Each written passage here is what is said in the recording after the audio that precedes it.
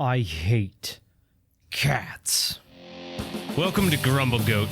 My name is Matt Labodka, and this is a show about all the small things that drive me insane. Let's grumble. We all hate cats. You hate cats for your reason, I hate cats for my reason. By no means is it a surprise that I'm grumbling about cats. We all hate cats. What surprises me, though, is some people like cats. And considering how cats are the worst, I think that number might be a little bit astounding because every apartment I've ever lived in, there's a cat. Some roommate or another wants to have a cat. Somebody wants to bring a cat into my life everywhere I go. What's happening with the cats? I assume that everyone that wants a cat has cat scratch fever or something. Like there's a bug living inside them that's like, oh, I'm in a cat. But cats are an invasive species. They say cats domesticated themselves, but I think that's just a fancy way of saying cats domesticated us. At some point back in ancient Egypt, cats got together and decided to just walk into people's houses. And the ancient Egyptians were like, this is the cat's house now.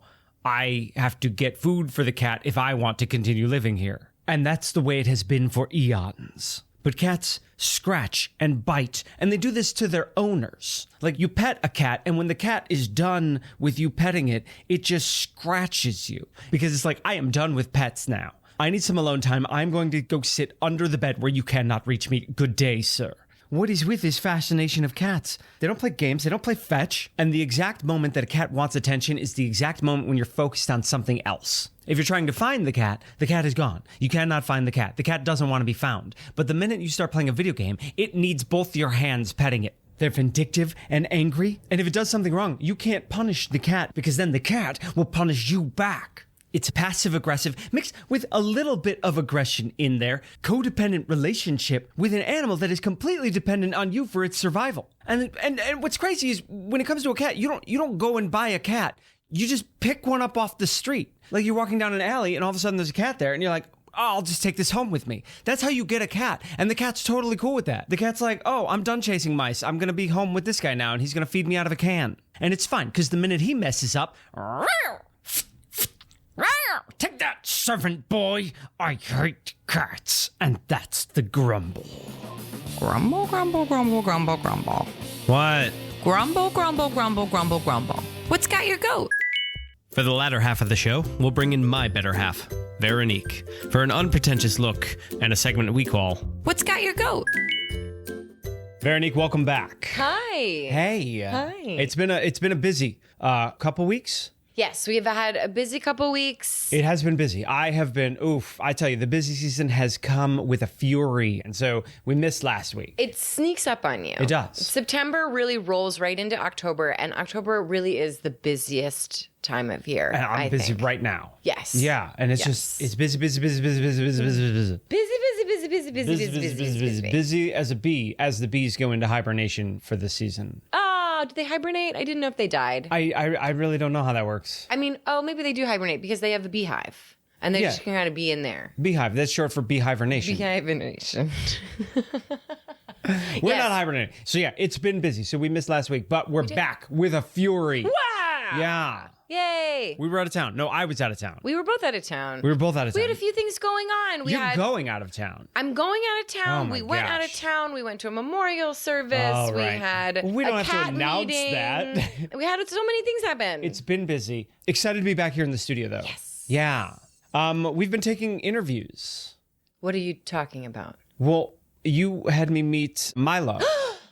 Yes. We've been taking interviews for new interns. Yes, exactly. We've been auditioning our intern, one specifically named, That's right. named Milo. He's on his second callback now. He is on his second callback. There is an offer being made, and we'll see how the trial goes next week. Yeah, we're just negotiating with his agent, Jose. He's been very helpful. He's been so helpful.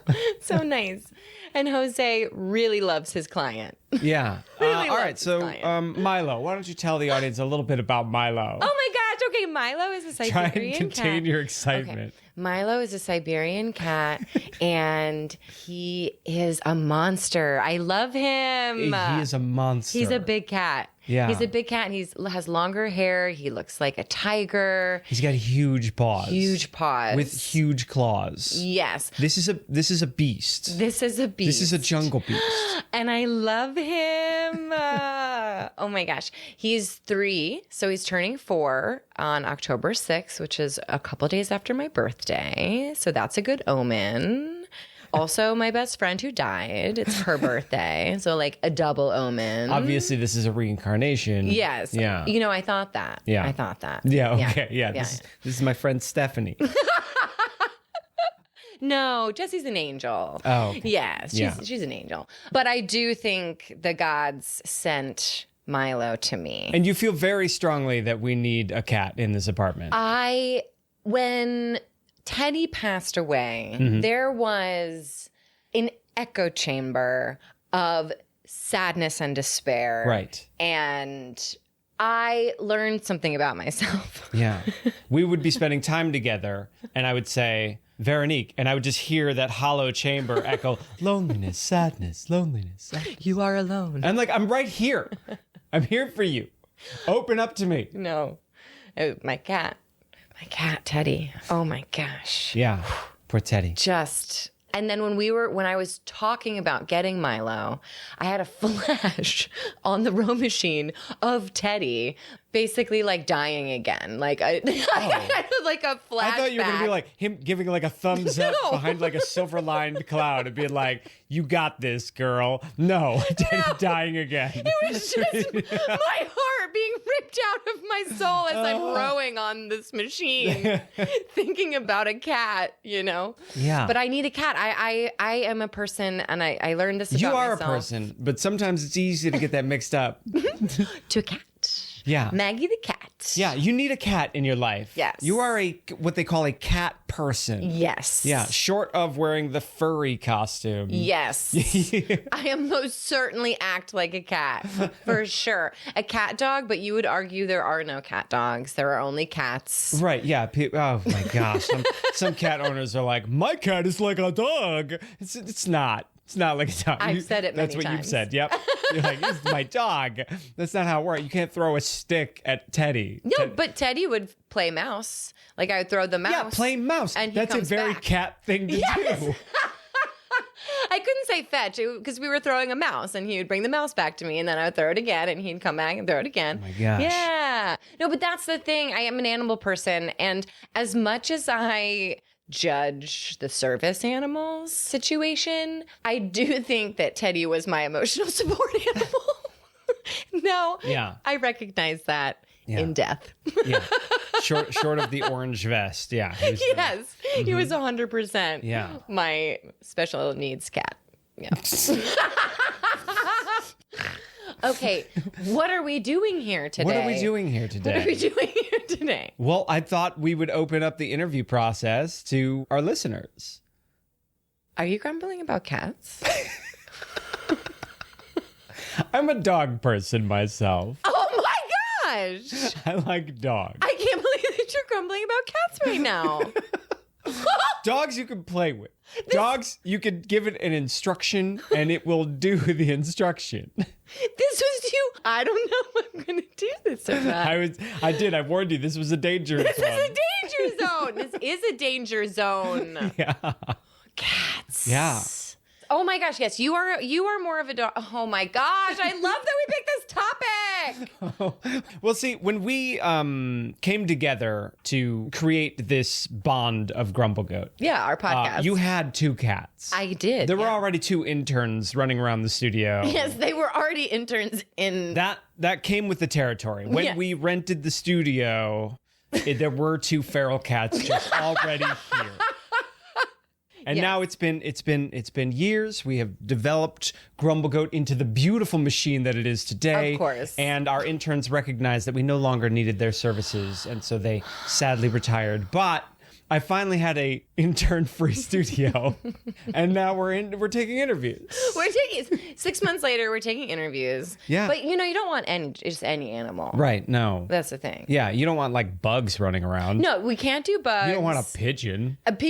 These people birds, these bird people are crazy. Well, Milo likes pigeons. Oh my gosh. Milo knew he had to prove that he could catch that He pigeon. caught a pigeon, didn't kill the pigeon, brought the pigeon into the house. Yes. Well, yeah, you wanted to show Jose. Look what I caught for you. Yeah. I love what it. I can do. Yeah, look what I can do. I mean, I thought it was a mountain lion at first.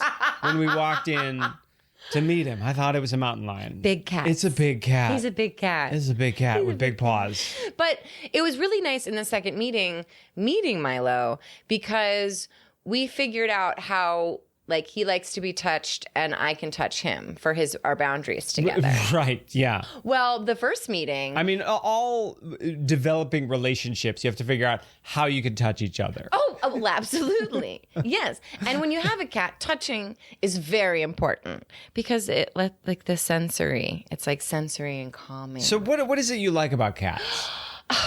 Everything. They are intelligent. They're lean, so smart. They're clever. They're just physical abilities to stretch and jump and scratch and catch a fly. These are all good reasons to have a cat in a zoo. No. But what I don't like about the cats is that the cat doesn't like you. Well, I think that's your problem. It's smart and it's clever and it knows that you bring it food, so it tolerates your presence. I don't think so. No? Mm-mm. Okay. When you have a bond with an animal, it is like something like no other bond. So now, do you know how cats became pets? Well, I would imagine that we had food. There you go. Yeah. Like coyote wolves that had... Coyote what? I'm just assuming that dogs came from coyotes and wolves. Oh, okay. Yeah. All right, great. Yeah. So what do the cats have to do with that? Well, I think we solved the rat problem. We solved the rat problem? Well, Are you a I'm cat? a cat now. I'm 100% a cat. Okay. We definitely did that together. Just my psyche has been with all cats all the time. We solved the rat problem. Oh, yeah. So here in New York City, we don't have anything to worry about. Well, I think we need more cats. Oh, that's the problem. You got a rat infestation? Oh. You need more cat? What you need is a cat infestation. Cat infestation. No, I heard somewhere, I don't know if this is true. I heard that cats just walked into the house. That's amazing. Like back in ancient Egypt, cats just domesticated themselves. They just walked into somebody's house. See, that is confirmation and divine intervention of a being that's alienistic. It just knows how to rule you. Okay, so these are aliens. Yes. The cats are aliens meant to control 100%. us. They're mystical beings. Yeah, that makes sense. Yes, because they're the best animal to have by far. Yeah. Now, the thing about dogs I don't like is they're so jerky. They're such jerks. They're just they're jerky. No, there's no control. They're so bouncy and happy and loving. I love you so much. I'm get off of me. See, that's more my style. No. I'm loud. I like to flail my arms a little bit. No, what you're lacking is refinement. And that is what a cat is. Oh, I'm the dog now? Yes. Yeah. You are of dog species, and I am of cat lineage. Okay. All right. Yeah, that makes sense. Yeah. Now, you grew up in a house that a hoarder lived in. Oh, yeah. And so one of the things that plagued that house was... Cats.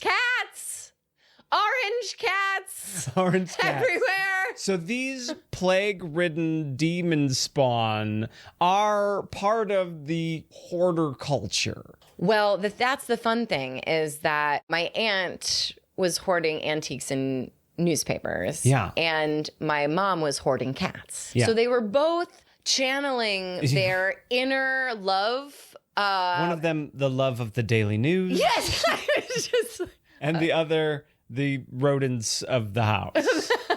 So what had happened was two orange cats had a litter in our garage, and my mom refused to take any of them to the shelters because they were going to euthanize them. So Were they, or were they going to adopt them out? I mean, kittens are like, people want those. yeah, I know. They weren't going to euthanize them. It was selfish. Also, like, back in the 90s, you just put a box of kittens out on the driveway and just write free with a Sharpie and people would take them. I know.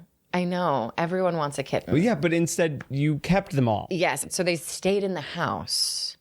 And it was my job to clean up after them. Your job? Yes. Oh. Or it became my job because was nobody embarrassed. else was doing it. No one else Right. was doing it. Somebody had to do it. Someone had to do it. Right. And then that person turned into me. Because part of hoarder culture is not cleaning up. Yes. That's sort of the whole thing. Yes, exactly. Yeah.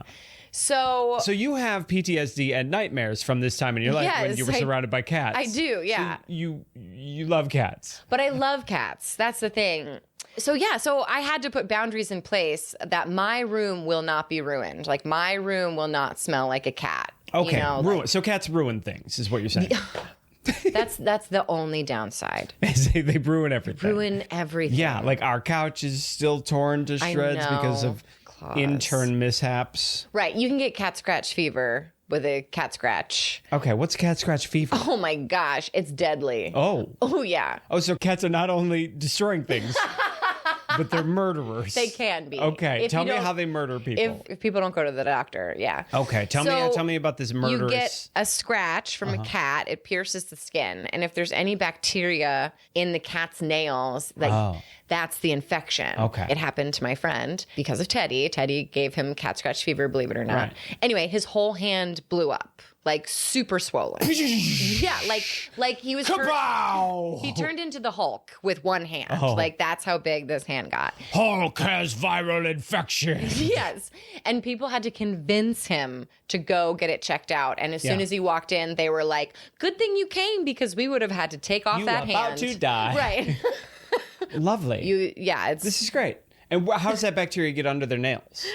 I don't know. At the time, Teddy was living underneath the floorboards of an attic. No, the bacteria, I think, gets under their nails because what they do is they walk on their own toilet.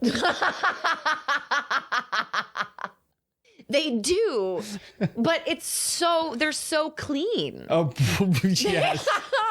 Yes. Cats are so clean. They don't They're smell. so clean. They don't kill you smell. that often No, and they with their don't- bacterial infections. And they don't smell. Let me hear a horror story from your hoarder household. Okay. I think the horror of it all was that I watched my beautiful house get destroyed. Yeah. And we had to keep them in rooms. So we had like 4 orange cats in this giant room. You had a room for the cats. We couldn't have all of them run. It was They like were there like- was they like were- 17 cats at one They point. were boarders. You were running an Yeah. apartment for cats. Basically, that room, Room 13C, that's the cat's room. yeah, it was next to my room. Oh, it's next to you. Yes. How do you decorate the walls of the cat bedroom? Oh, just cat scratches. Just cat scratches. Cat scratches, pulled wallpaper. Okay. The wood floors, they It's a start haunted to, terror room. the bellow. Is what this is. Yeah.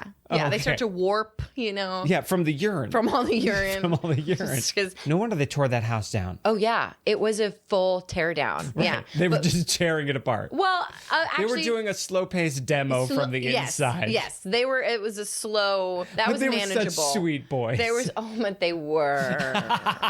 They were. Okay, so why don't you like cats? Dude, all of my jokes this whole episode have been pointing out how bad cats are, and you just keep going, aww. This has been an episode of Grumble Goat. Thanks for listening. I'm Matt Labatka. I'm Veronique Hurley. Please subscribe. I hate when people say please subscribe. Grumble, grumble, grumble. I'm like, get off of me. We did it. We've conquered another one of life's little annoyances. But the truth is, what I really hate is commercials. And I'll wager you do too. And that's why Grumble Goat is proudly commercial-free. But to keep it that way, it takes the support of fellow grumblers like you. If you hate commercials, head on over to our Patreon page and see if becoming a Grumble Kid is right for you. And, as always, don't forget to Grumble Goat responsibly and share with a friend. Grumble, grumble, grumble, grumble, grumble, grumble. Pa, pa, pa, pa.